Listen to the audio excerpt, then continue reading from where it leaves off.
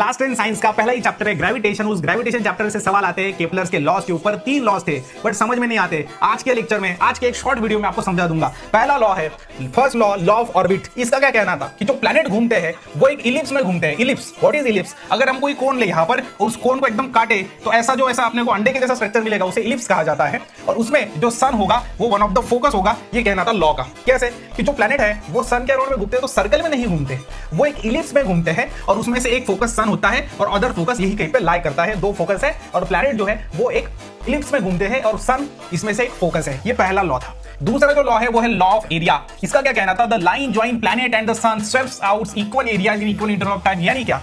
ये जो सन है, सन के अराउंड में जो प्लैनेट घूम रहा है, तो अगर यहां से यहां मतलब ए बी सी है ना, ए एस बी, अगर हम इसको एस बोलेंगे तो ए एस बी, ये जो एरिया कवर करने के लिए जितना टाइम लगा उतना ही एरिया सी एस डी, यानी कि यहाँ पे ये सी एस और डी इतना लगेगा। यानी क्या? कि यहाँ पे जब प्लैनेट होता है वो फास्ट घूमता है और यहाँ पे होता है स्लो घूमता है। यानी क्या? इन इक्वल इंटरवल ऑफ टाइम दोनों भी एरिया कवर करने के लिए टाइम सेम ही लगेगा। जब दूर होगा तो फास्ट घूमेगा, जब पास रहेगा तो स्लो घूमेगा। यानी कि दोनों तरफ जो एरिया है वो कवर करने के लिए टाइम सेम ही लगेगा। ये आपको समझना है, इन इक्वल टाइम इंटरवल। ये हो गया दूसरा लॉ। तीसरा जो लॉ है वो है लॉ ऑफ पीरियड। इसका क्या कहना है? इसका कहना है T square is directly proportional to R cube. What is T?